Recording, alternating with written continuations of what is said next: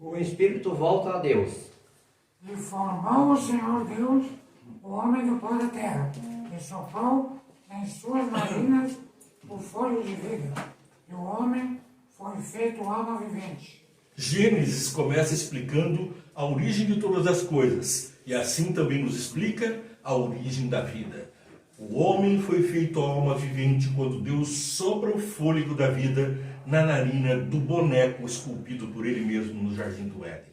Mas, com o pecado, veio a morte, que é assim descrita em Eclesiastes, no capítulo 12, do verso 1 até o verso 7. É Salomão explicando.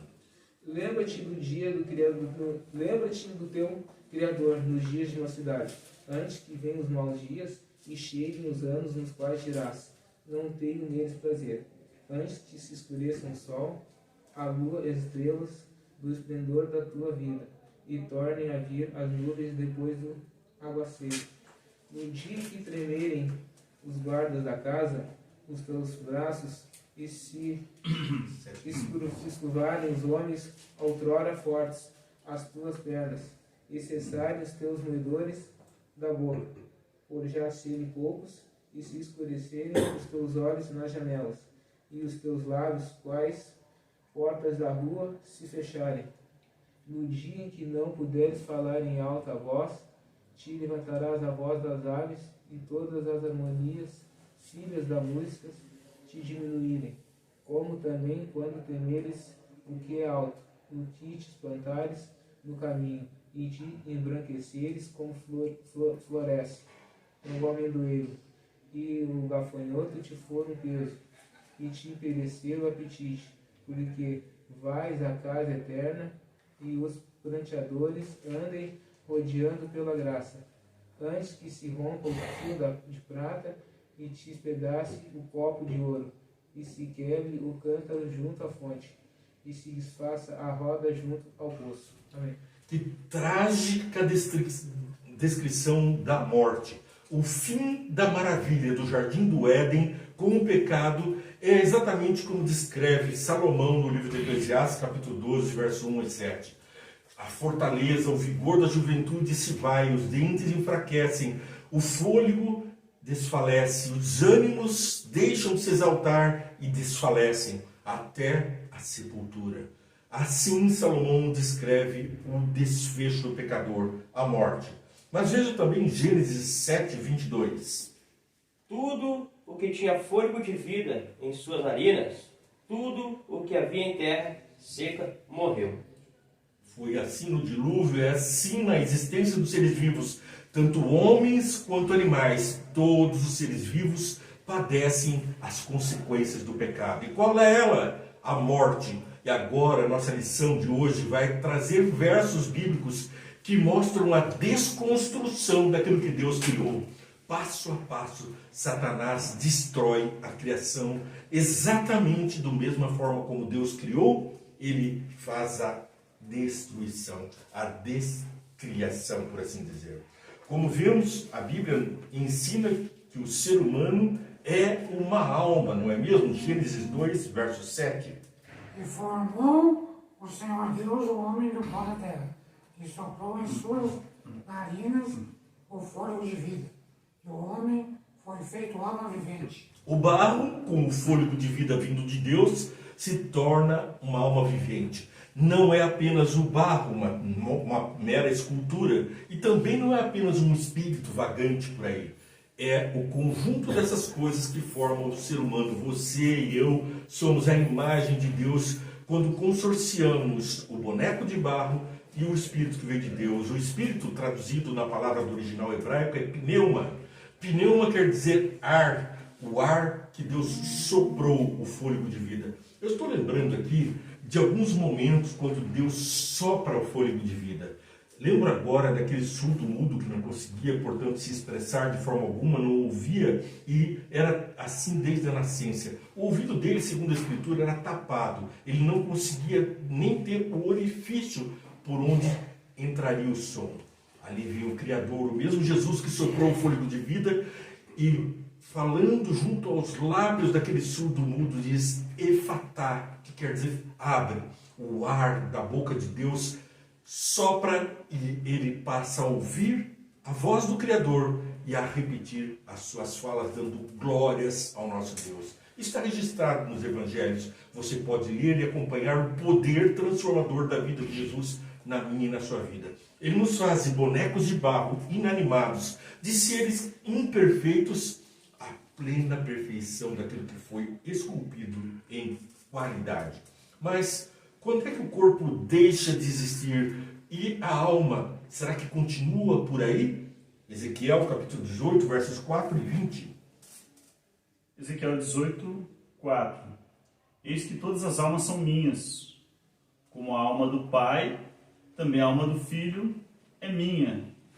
A alma que pecar, essa morrerá. E Ezequiel capítulo 18, versículo 20 diz: a alma que pecar, essa morrerá. O filho não levará a maldade do pai, nem o pai levará a maldade do filho. A justiça do justo ficará sobre ele, a impiedade do ímpio cairá sobre ele também.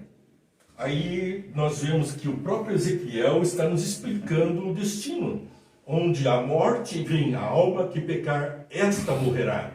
E então a alma é de Deus, ela torna a Deus. Mas e esse espírito dos maus, será que eles tornam a Deus em forma consciente, viva, como um ente separado do corpo? Nós já estudamos que esse fôlego volta, o ar volta a Deus. Mas se nós imaginarmos que Deus, sendo o dono das almas, recebe as almas dos maus e dos bons no paraíso, isso quer dizer que no paraíso existe o mal? Lá está completamente cheio de pessoas ruins que abandonaram essa terra porque morreram como fruto do pecado? Evidentemente que não, porque senão o paraíso seria o inferno. E você e eu não quereríamos estar lá com as piores pessoas do mundo, mesmo que na companhia de Deus, porque Deus não toleraria o mal. Ele é o autor da vida e do bem. E assim vamos acrescentando o que nos diz Eclesiastes, capítulo 12, verso 7. 12, 7. E o pó volta à terra como era, e o Espírito volta a Deus que o deu. Então o Espírito volta a Deus, é confirmação em diferentes versos da Bíblia. E agora nós vemos em Eclesiastes capítulo 12, versos 1 a 7, como é que isso acontece. A alma volta a Deus e o corpo fica na terra. Vamos ler novamente Eclesiastes 12, versos 1 até o verso 7. Lembra-te do teu dia, do teu Criador, nos dias da tua mocidade. Quando é que você deve se lembrar do Criador? Quando a memória ainda está viva, porque depois que a gente está meio senil, a gente nem sequer consegue lembrar das coisas. É preciso que Deus fale, lembra-te do dia do sábado para santificar. É preciso que Ele diga mais, lembra-te do teu Criador. Como é que alguém pode esquecer da mãe, do pai, do Criador?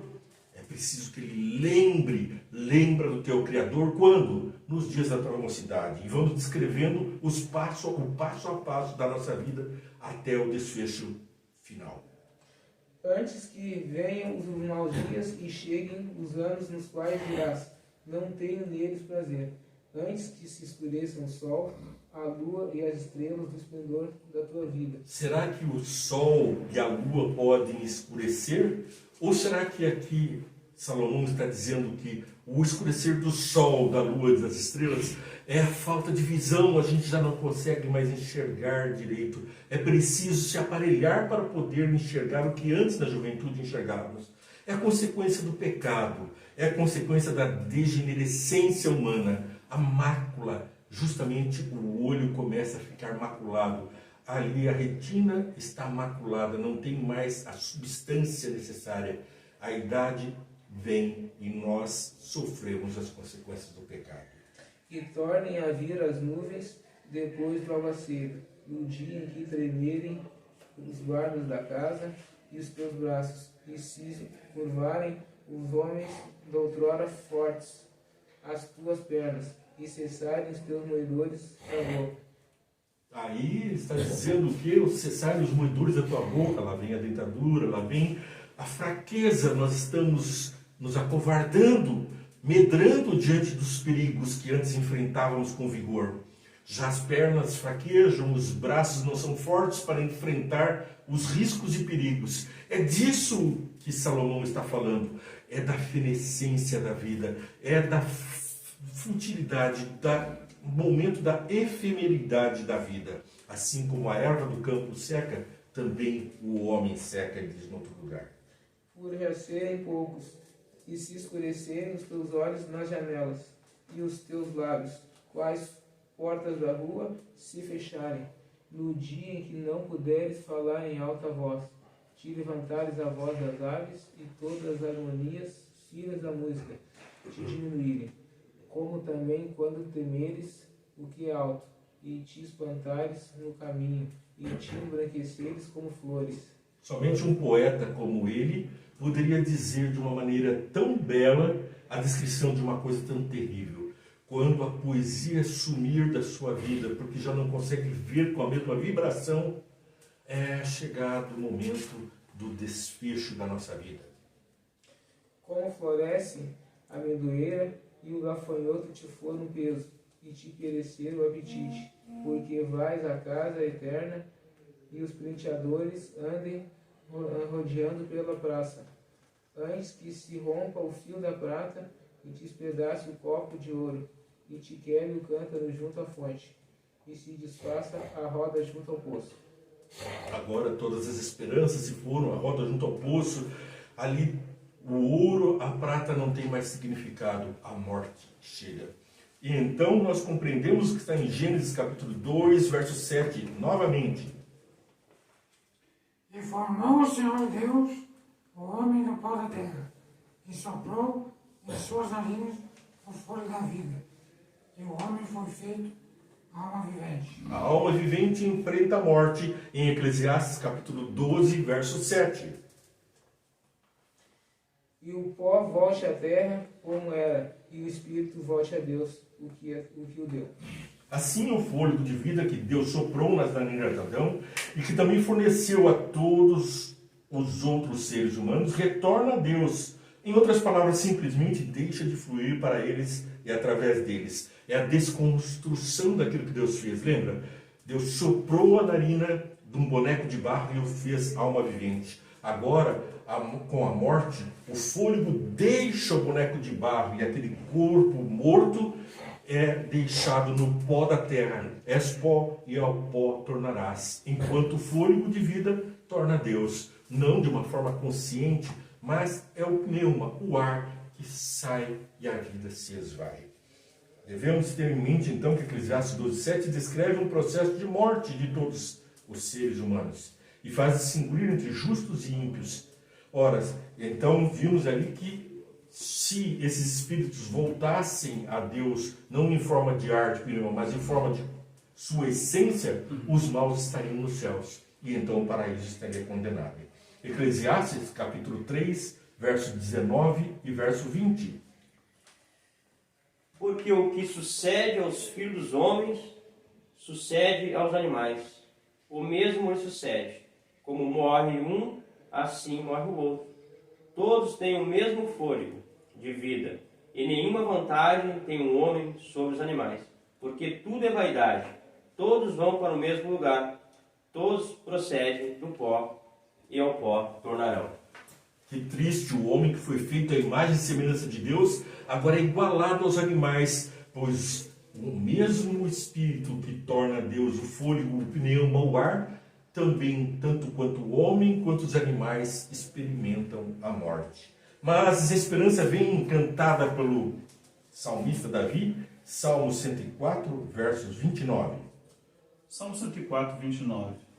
Escondes o teu rosto e ficam perturbados.